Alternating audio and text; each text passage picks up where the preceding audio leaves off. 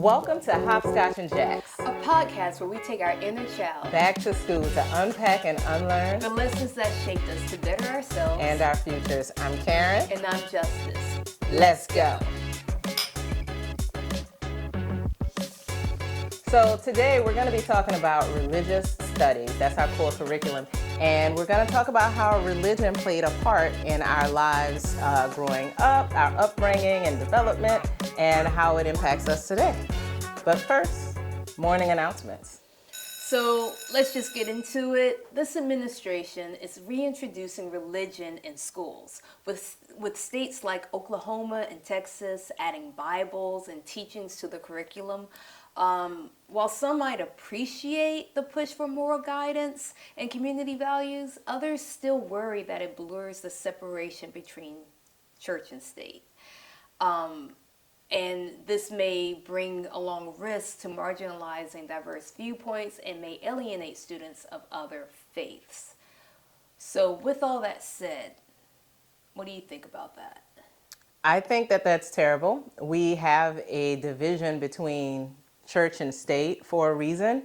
This country was founded because Europeans were trying to escape religious persecution. So what happens, and I'm assuming you mean public schools, right? Yes, public schools. Public schools are supposed to be a safe place for kids of all religious backgrounds, even the ones who don't have any. So the idea that you are going to force kids who did not sign up for this, who have no alternative for education, to have to deal with, I'm assuming this is Christian religion. Even the Christian religion has so many different faiths, it's crazy. So how is it that, what happens when the student who's Muslim doesn't want to pray to God and they want to pray to Allah? I mean, just to add on to it, I mean, everyone has to stand up for the Pledge of Allegiance at the beginning, right? And it says, "In God we trust." You know, so I know you spoke about Muslims and so forth, and I actually had a friend growing up who was Muslim and didn't stand up to the flag. They were specifically Shiites. So it was interesting to understand how other cultures might view Christianity, and the fact that although we're supposed to be a country that's open arms to all types of people, places, and things, we are considered a melting pot. The fact that we are now forcing teachings of the Bible that at a young age, I mean, as you mentioned, how religion has influenced us over the years growing up. Now it's being taught in an environment that is really set up to influence and groom you to become the person who you are. So I think by doing this, we're going back in time and we're making standards about a faith versus education of economy, things that we should be learning in school, like finances, you know, we're turning it about religion.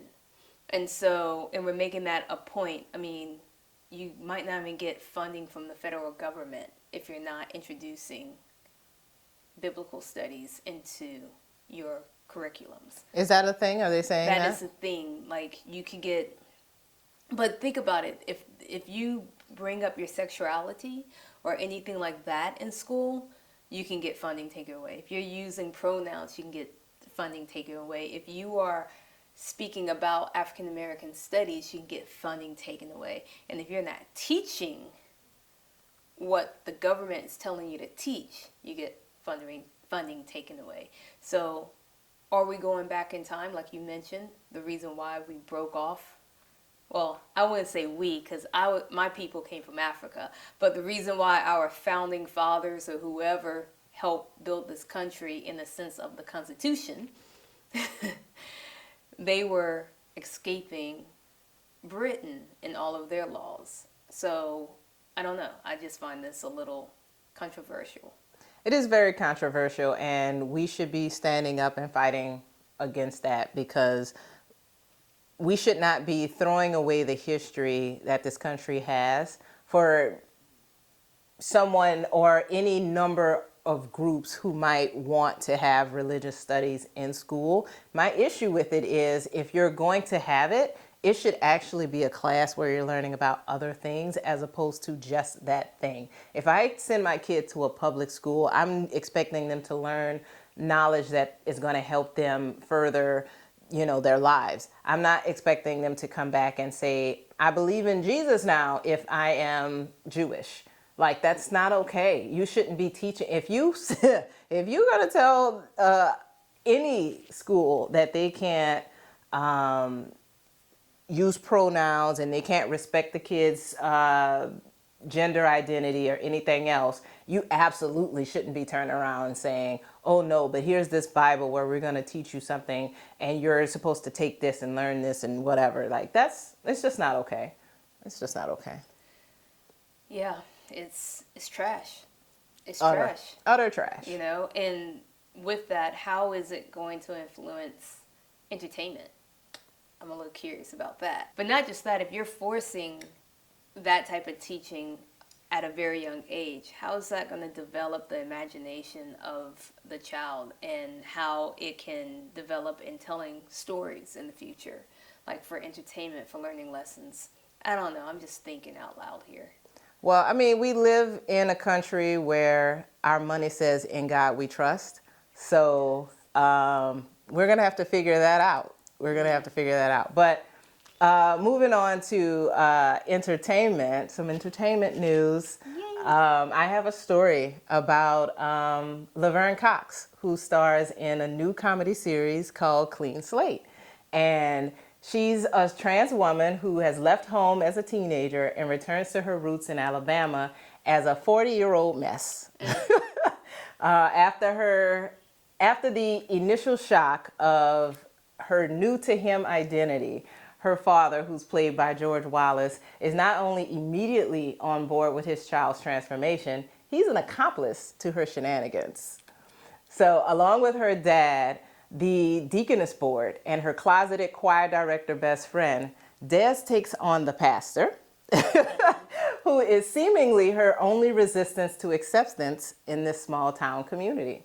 I watched this, I just finished it not 48 hours ago, and I thought it was great. I know you've seen it. What did you think?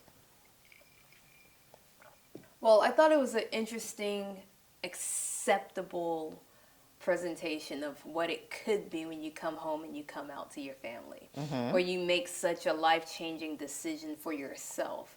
And at first there's some confusion. There's some, what? Come again? You were who? We doing what now? And then it's like, I still love you. I'm still going to be there for you. But it was interesting because throughout the episodes, she did unpack issues that she had when she was coming up that he did not know, her father didn't know he was doing, to make her feel closeted and unwelcome and fearful to come out, that she had to move to another city, New York, and come out there and do her journey there, I can relate to that.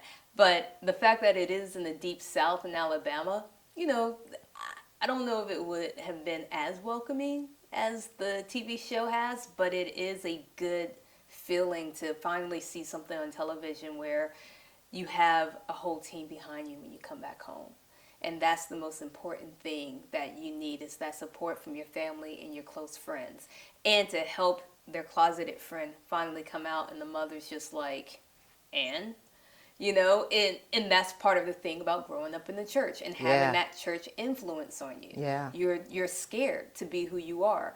And so, it's not just your sexuality. There's a lot of things that you're afraid to do and be when you're going to church, and you're God, well, you won't be able to get to heaven, or, you do this, you're going to go to hell, and all these things. It's like, you're told not to fear man, but you should fear God. But yet God's supposed to be a loving individual. Oh, not an individual. God's supposed to be loving. So it's kind of contradicting everything in there. So that TV show was really good in bringing that out in the storytelling. Yeah, I mean, my thing about it is I kind of had the same reaction in terms of the fact that they weren't really resistant to her at all. And at first, I struggled with that. Not because I wanted that, but kind of because I wanted that. Yeah.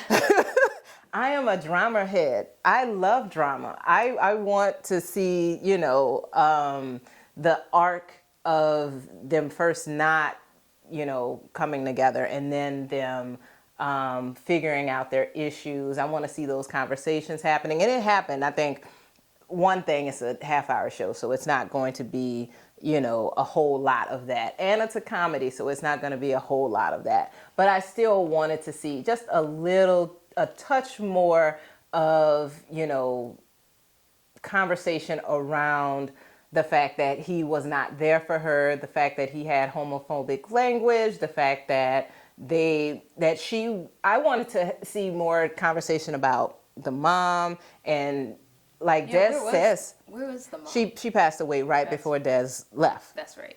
And so I just kind of wanted to see a little bit more girth in it, but it really that took you down, huh?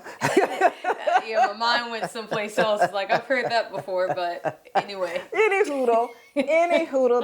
This conversation about religious studies, okay? Okay. So here's the thing, though. I feel like this was very much like a ABC Family type show. That Friday night show, TGIF. It could have been right after like a Family Matters, a little more progressive, obviously. Yeah. But I felt like the conversations, what was happening, the fact that most of the storylines dealt with the church. It was only 8 episodes, but I feel like they went to church at least 4 times. Yeah. And I mean in separate episodes. So I loved the baptism. I loved all of that. It was really, really great. And I'm okay with them not having as much drama, because maybe we don't need that. We don't need to see the struggle. We just need to see Dad showing up, and that's enough. That's all we ask for. Yeah. Show up. Yeah, but I love that it focused so much on the church and how Des still wanted to be a part of it. Mm-hmm. I thought that was really, really great, and an important story to tell. You're so right about that. It always goes back to the church. And speaking of the church, I want to know a little story about you. For story time. Can you share something with us? From me? From you. Okay. Okay. Yes. Pull up, kids. Give me the tea.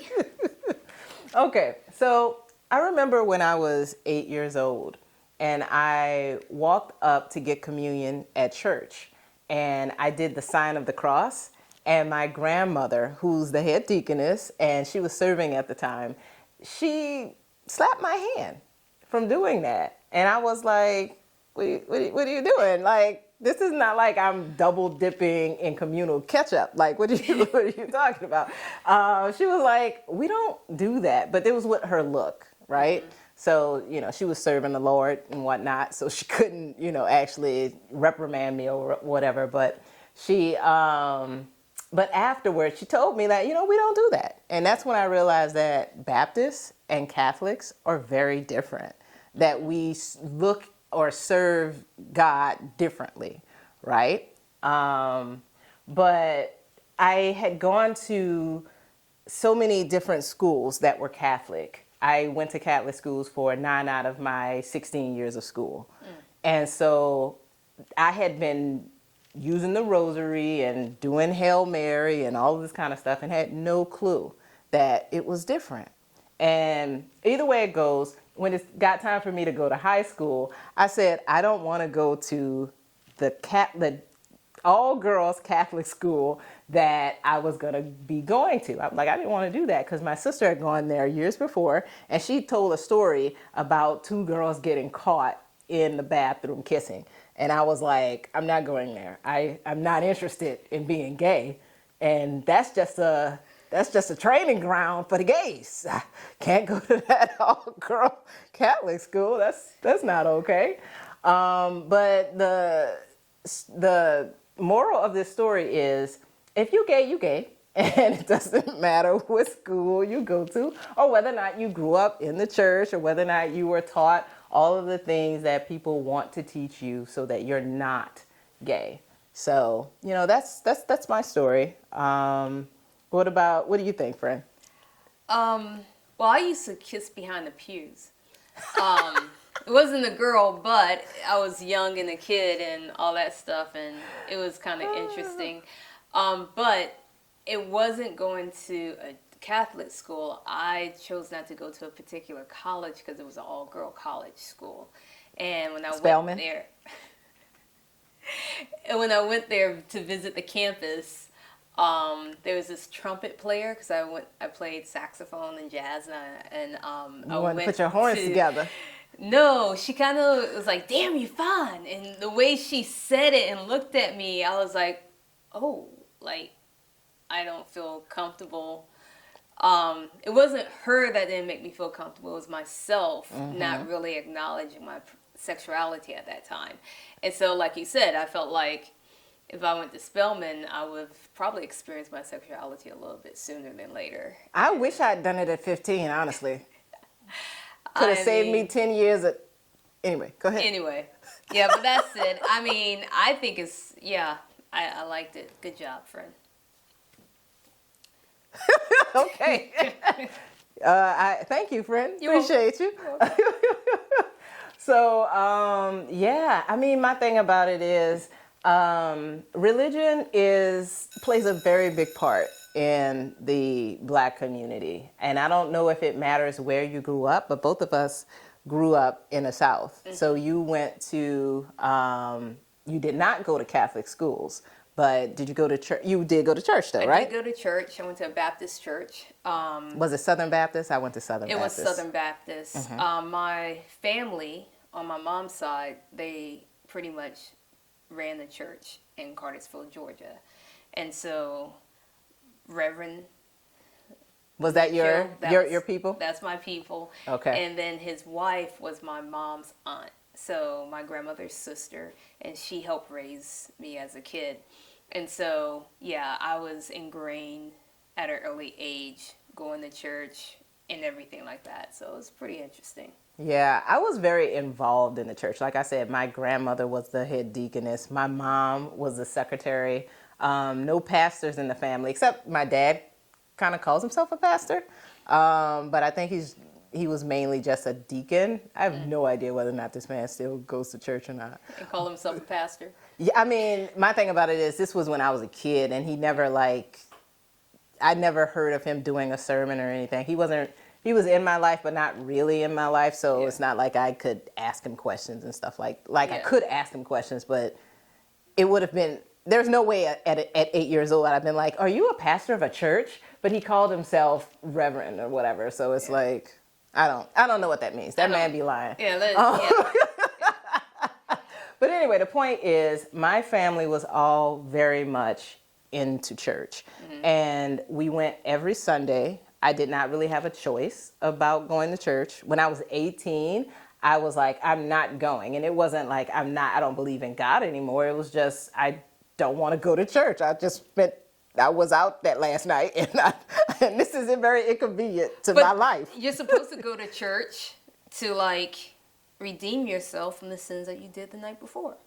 Yeah, but I didn't really believe that. Here's the thing. Like I said, I had a confused childhood in that I was going to church every Sunday, praising God, like that. And then I was also going to very boring church service during school. Like we actually had church service during school, more than just religious studies. So it was just very different. And it was confusing. And literally, I didn't know doing communion, I wasn't supposed to do the sign of the cross.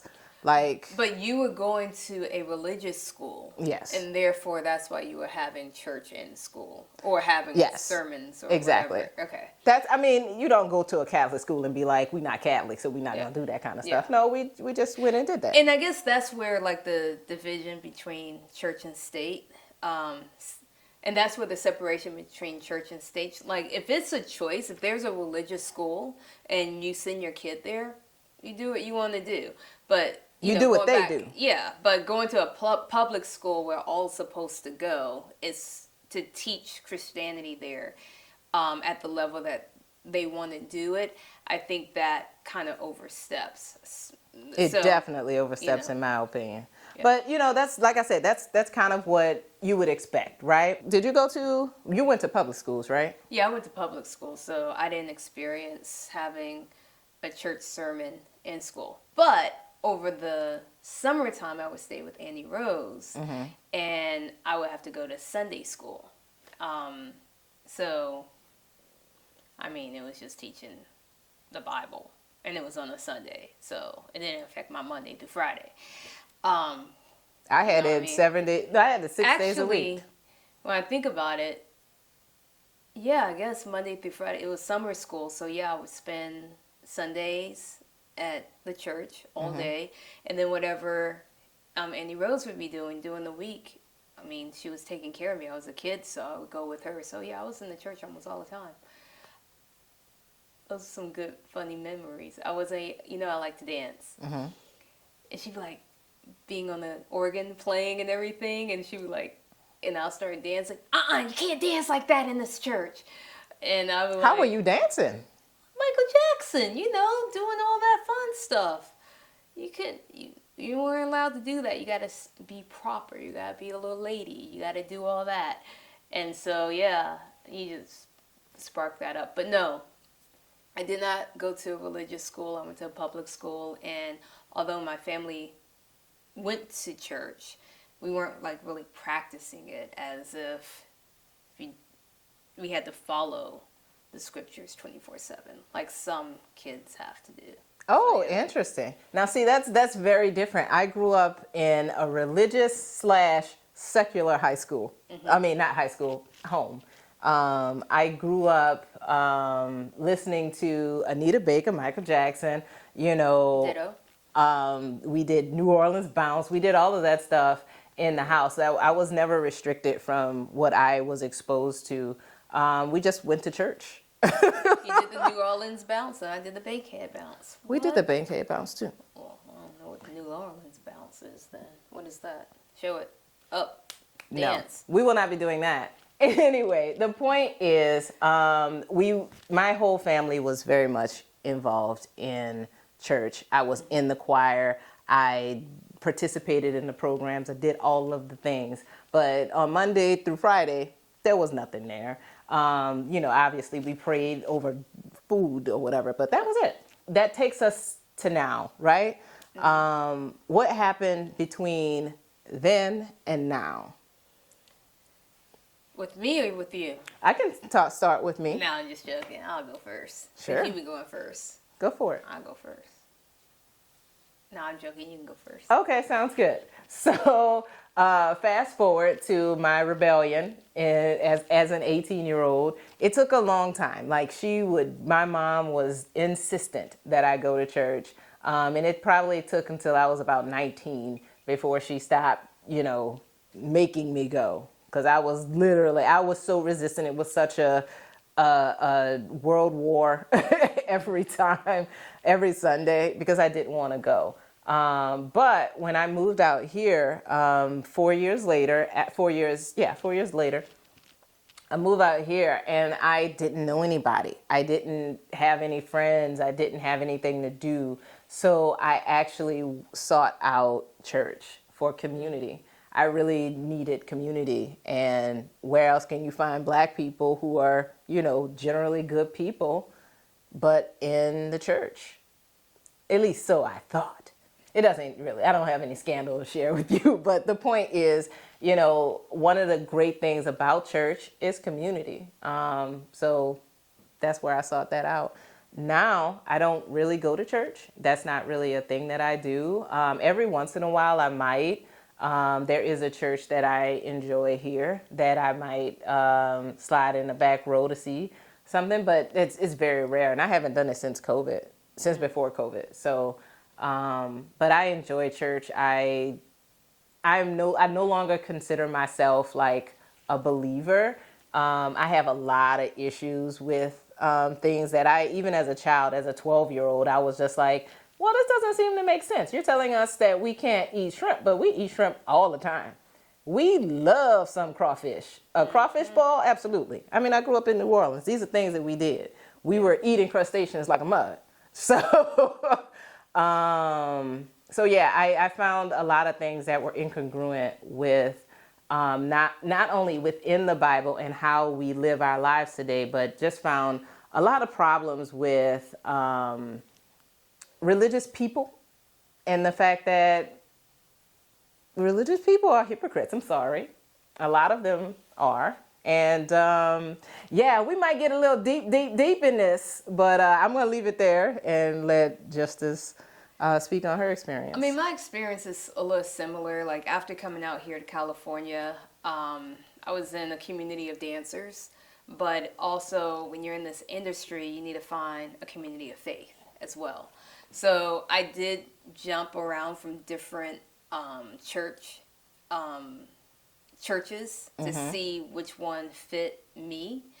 And well, I did. I went to a church. I loved it. I went there for about a year or two, and I volunteered. There was a like a coffee shop, and I would volunteer doing the coffee shop. But as you were mentioning hypocrites, I really wanted to join the dance team, the dance worshiping team. And in order for me to join it, they were like, oh, you have to volunteer. I was like, I've been volunteering here for a year. I've actually become a member of the church. I've been doing all this stuff.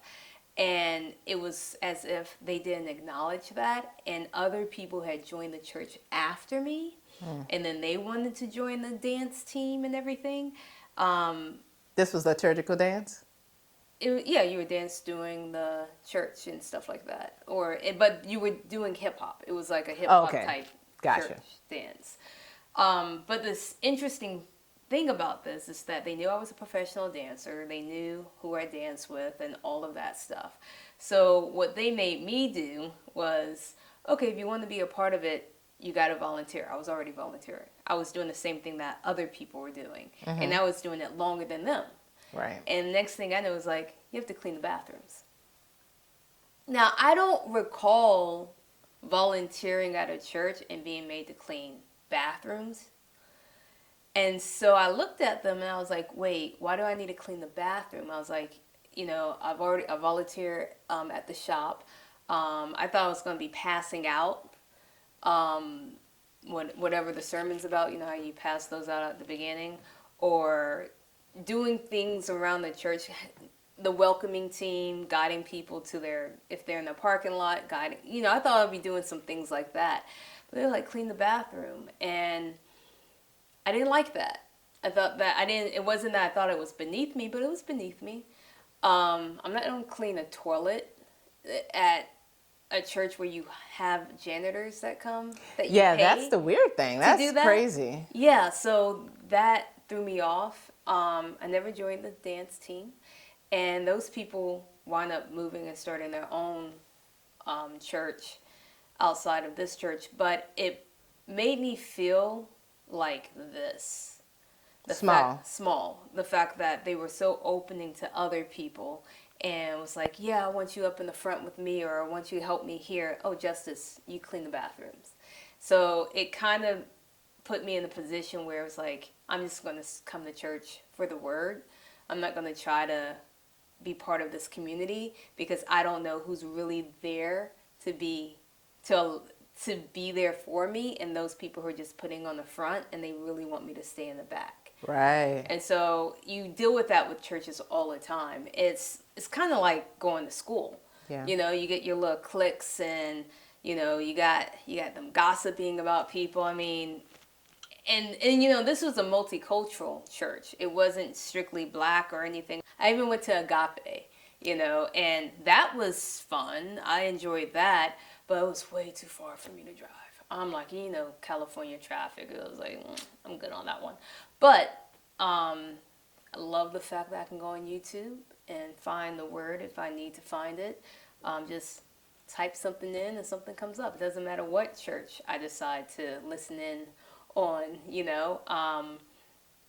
And also, I noticed that sometimes people go to church just to network. You have a lot of entertainers that go to church, and it becomes like a whole networking thing. You start seeing them at church all the time. It's like, so you coming here for the word, or you coming here to try to book your next gig? Right. So I had to breathe in, breathe out, and take, again, the Bible to myself, go to YouTube. If I decide to physically go to a church, I will. But knowing that I'm going there for myself and my relationship with God and the Word versus everybody else that's there. Yeah. And it's sad that that's what it turned into. But, as a kid, going to Annie Rose's church in Cartersville, at a young age, I don't know if there's drama, anything happening, because as a kid, all I saw was the goodness that was happening. And seeing her as a pillar in the community, and seeing how everyone would come and help, and she would help them through their trials and tribulations, right? Even though she had her own trials and tribulations. Yeah.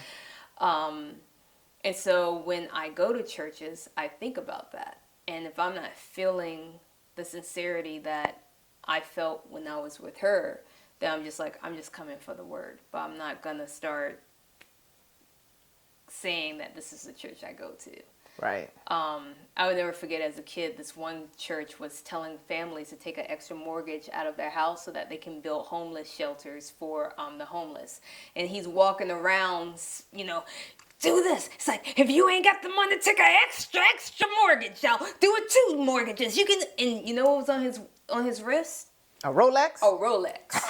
I'm like, and I'm sitting there while he's like touching people and doing all this, and I'm thinking, take the Rolex off and just go donate your Rolex, and maybe you can get some money to help us build those shelters. Don't be telling my mom and my dad to take an extra mortgage out, man. Whatever, please.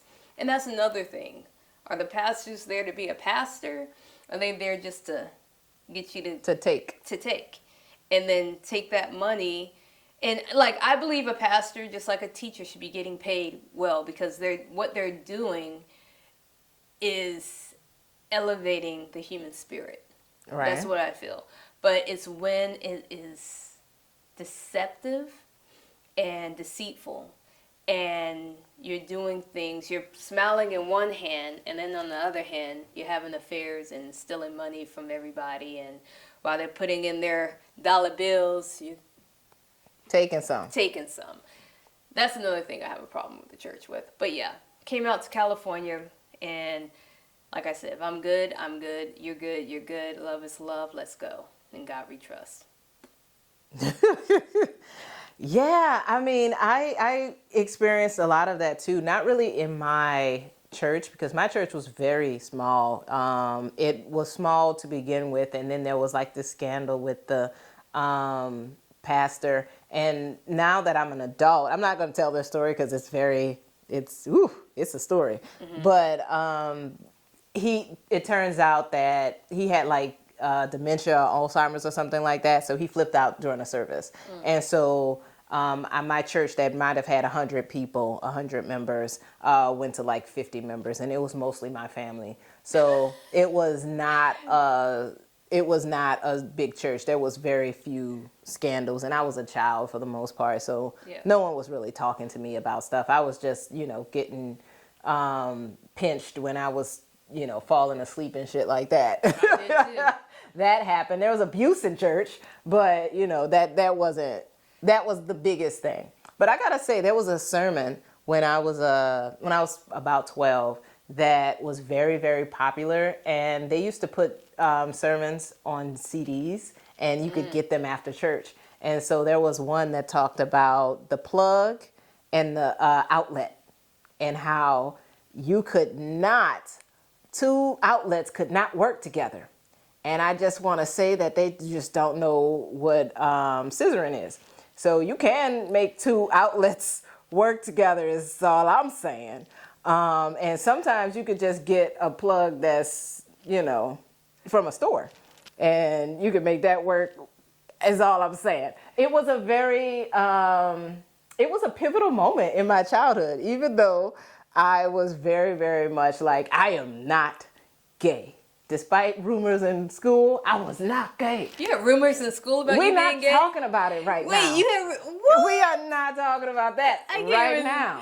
Karen's gay, y'all.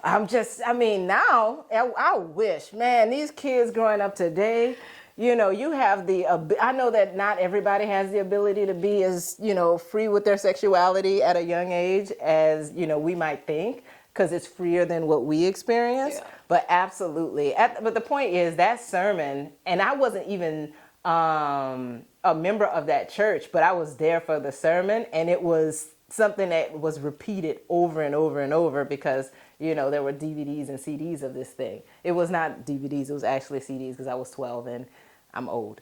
The point is, religion had a very, very big impact on my life as a child, but currently it's not really a big thing. But I have had interesting conversations with folks nowadays because I had a date not long ago.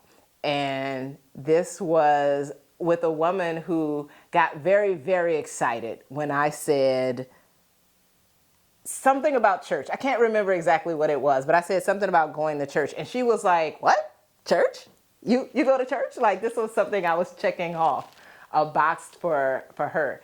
And I'm like, "No, actually I don't." Fake news. Sorry, I actually do not go to church. I love the church experience, but no, my beliefs don't lie there. I don't think that I'm going. My issue currently in this day and age is anybody who might say, "Oh, well, you're going to go to hell," or "you are making a choice," or any of those things. That is.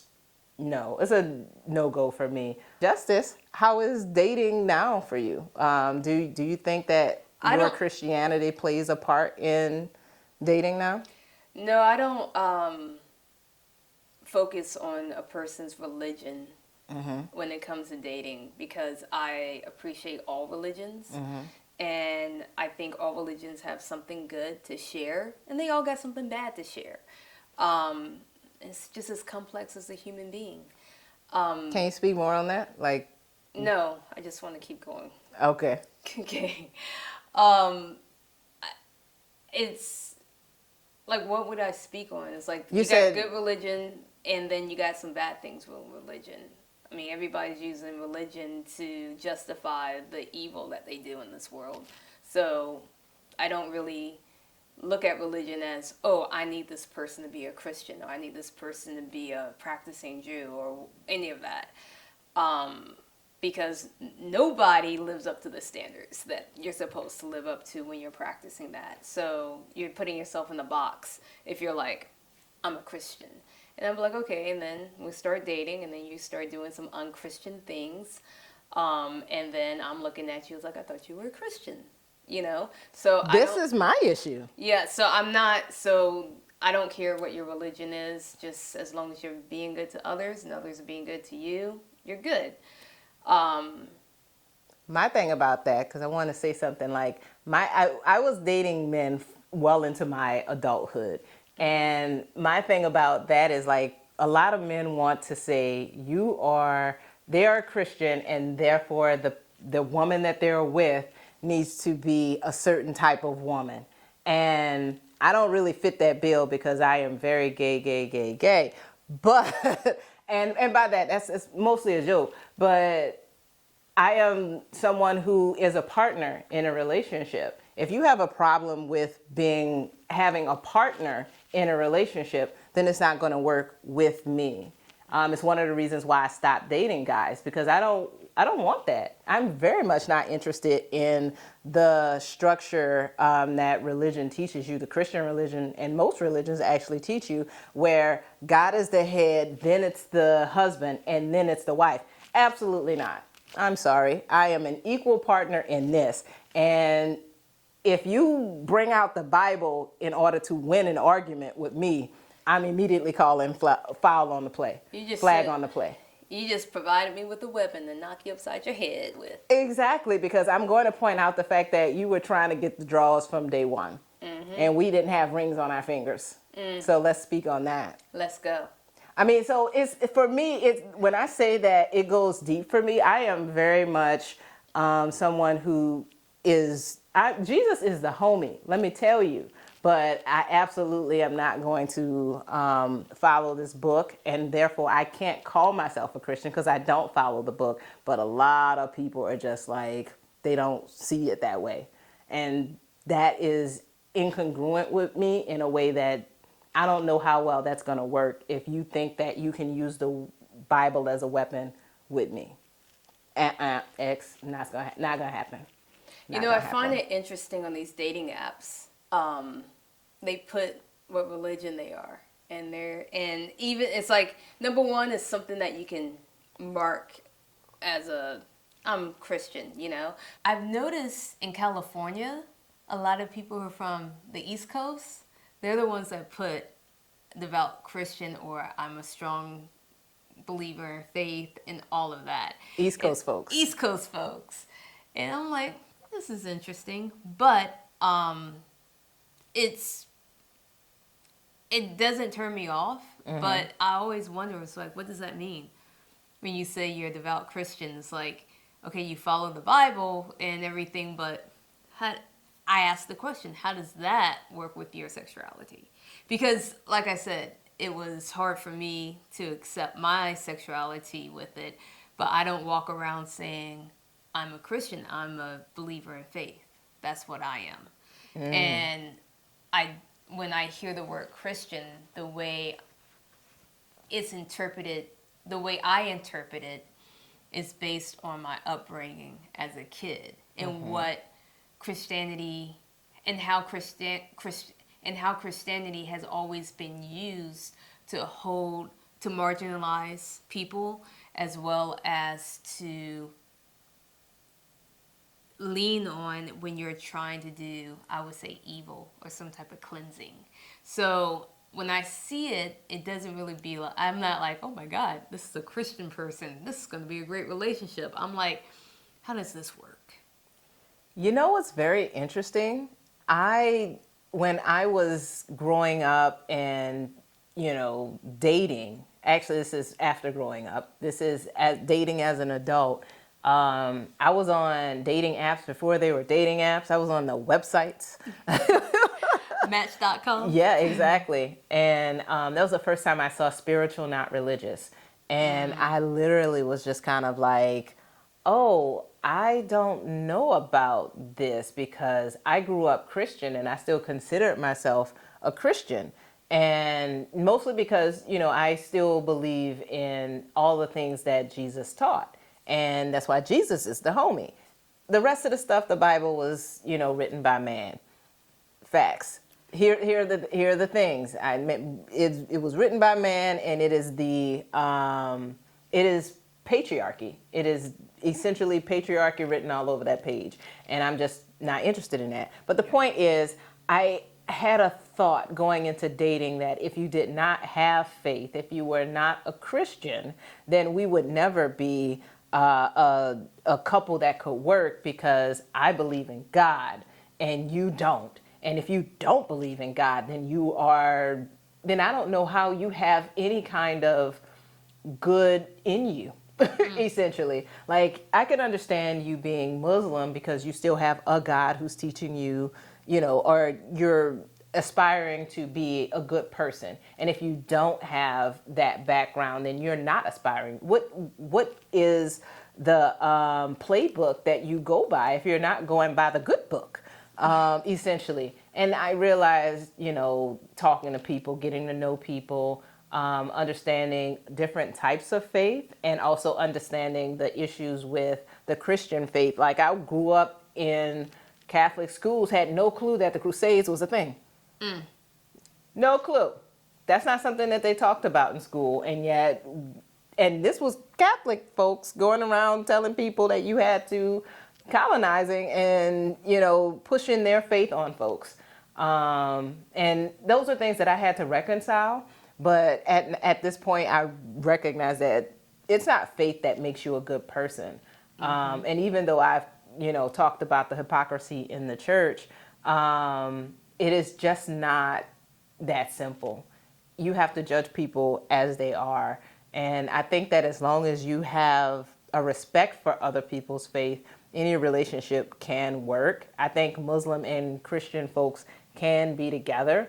I'm not seeking out the incongruence, but I do think that the incongruence should not keep you from finding the person that you should be with. Because if you're two people who respect each other and you have a good grasp of how you want to live your life and it's not totally separate, not speaking on a Sunday or a Saturday and where you might be over there, getting filled up with the gas of the Holy Spirit, Yeah.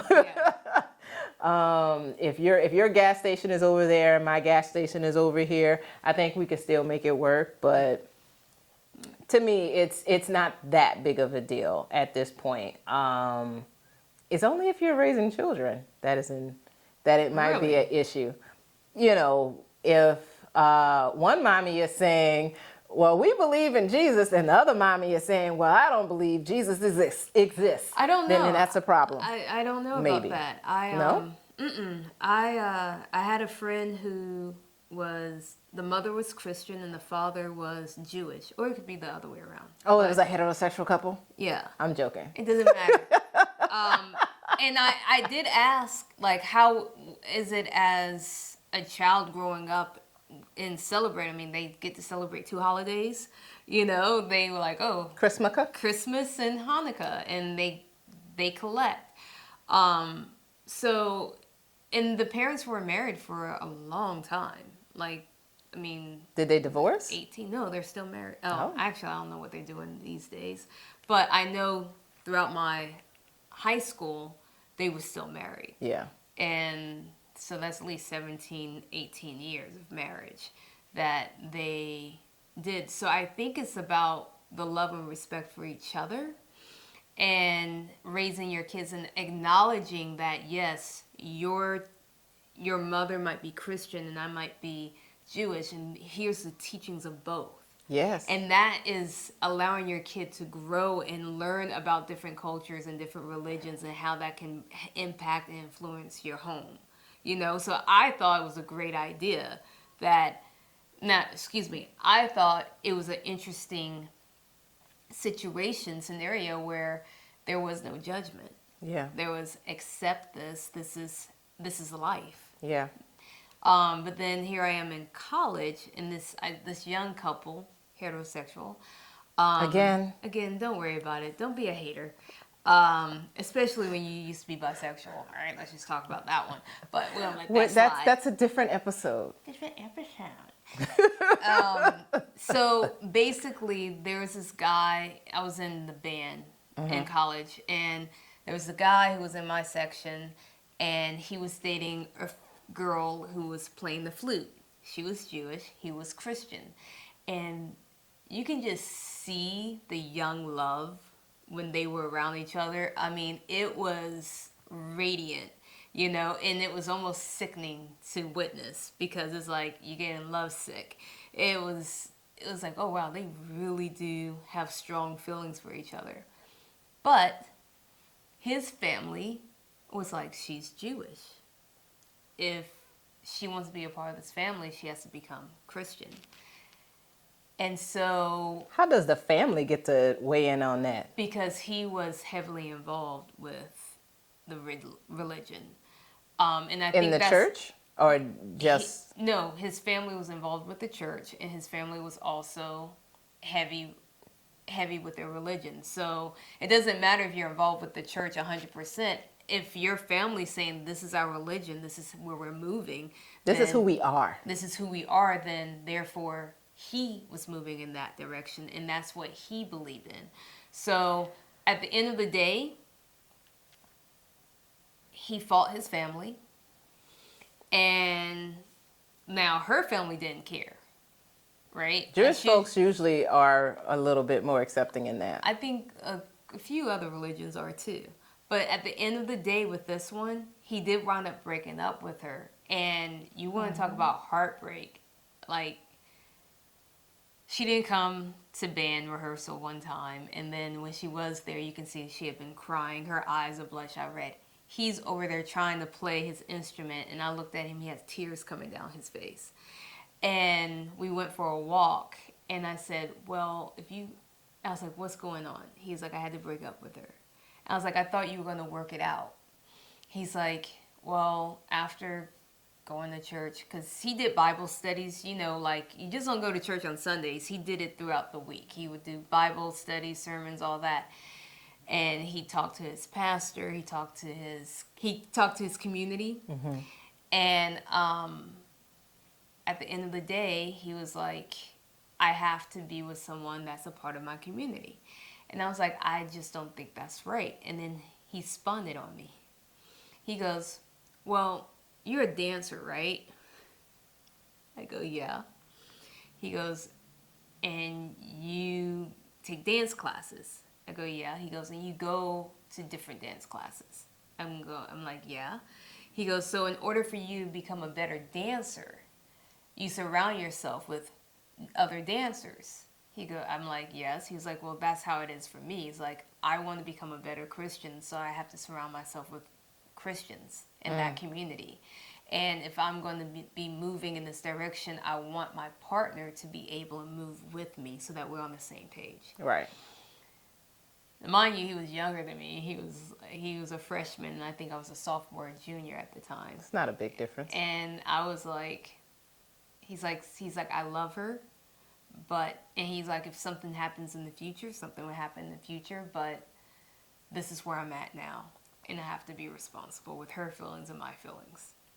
So he earned my respect with that, and I understood where he was coming from, but just as much as religion's supposed to make you grow, I can see how it can also be divisive. Yeah, I mean, I don't disagree with that. I honestly feel like if you are so strong in your faith that you're going to put aside love that might be good for you, that might be sustaining, that might be a great foundation, and it's in conflict with something else that's important, you are going to have to make a choice. But to me, you don't necessarily have to make that choice if that person is respectful. But if it's very important for you that your person be next to you in the pew every Sunday, then you need to find that person. My biggest thing is I just think that you should make sacrifices for love. And if that includes, I don't know, it's the likelihood. Listen, you guys are watching or listening to this podcast. Drop your thoughts about that in the comment section, because I think it is something that is interesting. Like, what do you guys think about that? Because you can see we're a little complex about how we feel about it. It's a good thing for some people. It might be a bad thing for others. But I don't want to judge somebody if they need that. Then that's what they need. I mean, it's just like a group of friends. You can have different friends, but there's a common thing that you guys all have. Yeah. And you want to be around that. So if somebody's not gelling with you,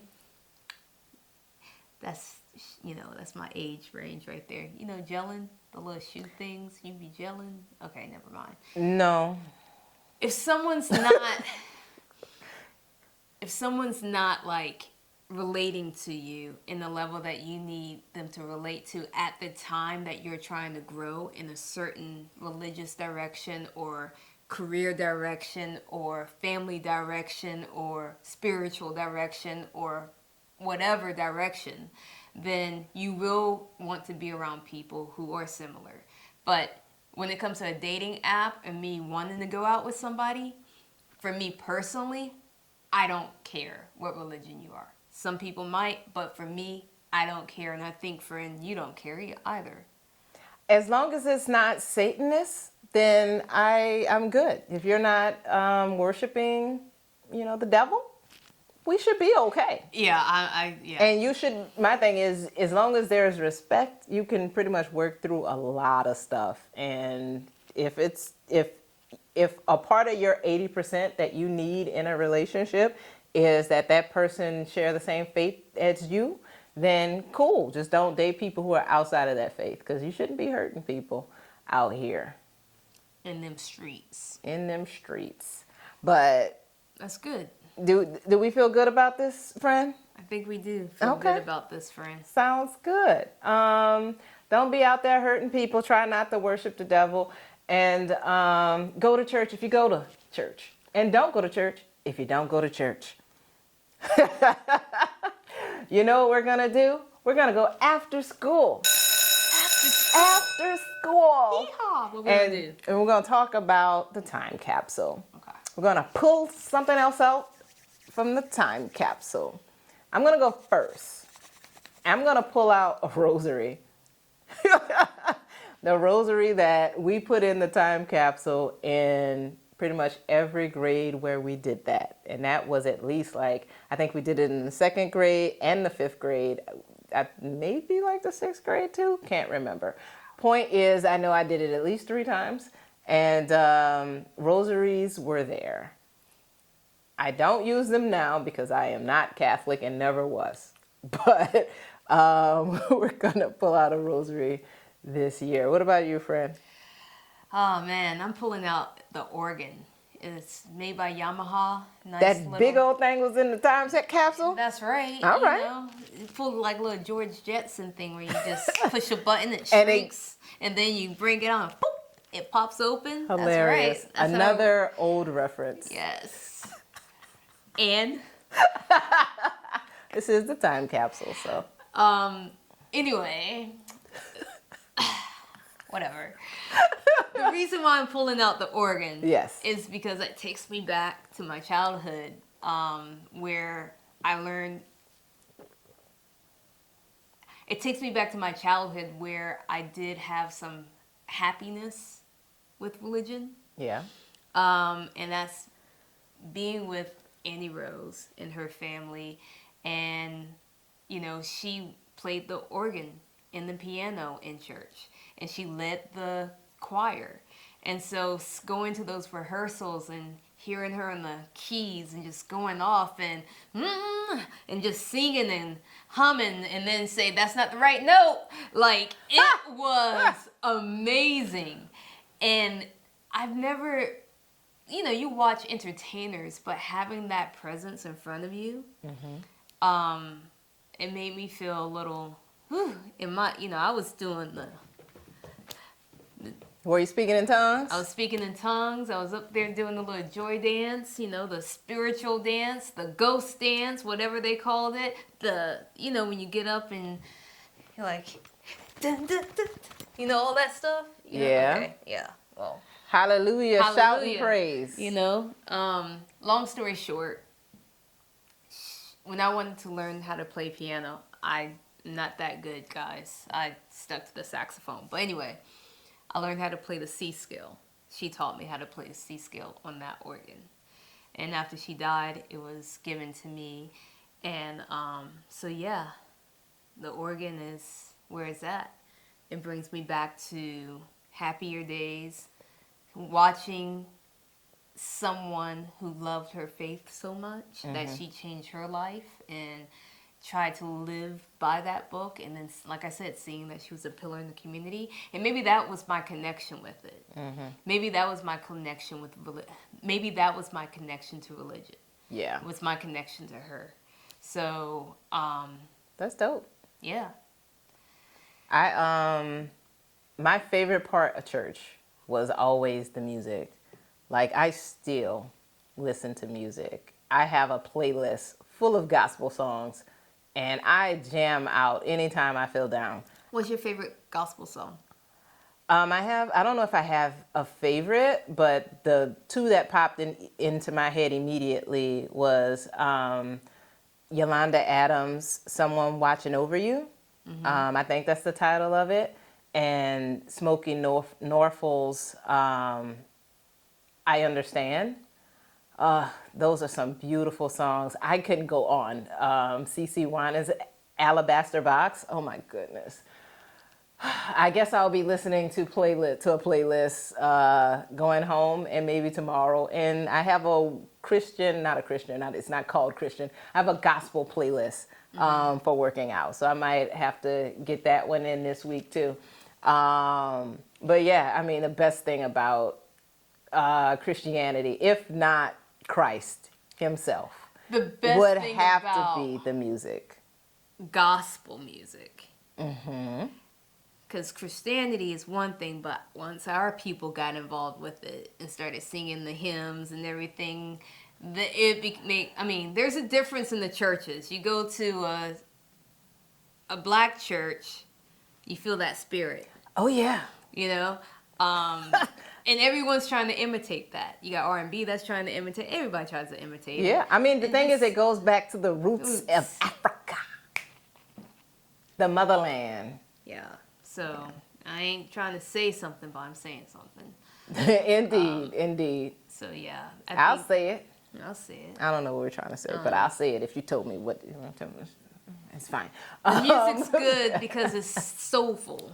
That's what's going on. There's a lot of heaviness that's being let out in those songs. With the spiritual hymns and Go Tell It on the Mountain. Like, I love that song. Jesus Christ is born. Have you? I know Tell It on the Mountain. I was in the choir. I love that song, but when you get like a nice Nothing's mix better of it, than Rock of Ages. Now that's a good one. I'm sorry. Go ahead. you know what? Drink your drink. I will. Anyway, all I'm saying Don't threaten is, me with a good time. all I'm saying is the music is great. I agree with you. Gospel music is amazing. Yes. Anyway, when I get married, I'm gonna dance to gospel music. At your wedding? No, just after the marriage, because I'm not gonna change You gonna that. get married? You gonna get married? Ideally, hopefully. Yes. Yes. Yes. I would like someone to lock this up. Please take me off these streets. Please. Anyway, we're gonna wrap this episode up. It is time. Please follow us at Hopscotch-N-Jacks on Instagram. Follow this YouTube page. Subscribe. And follow me at Karen Got This. Follow me at Art of Justice with an On S. all the platforms where you can find a handle. Yes.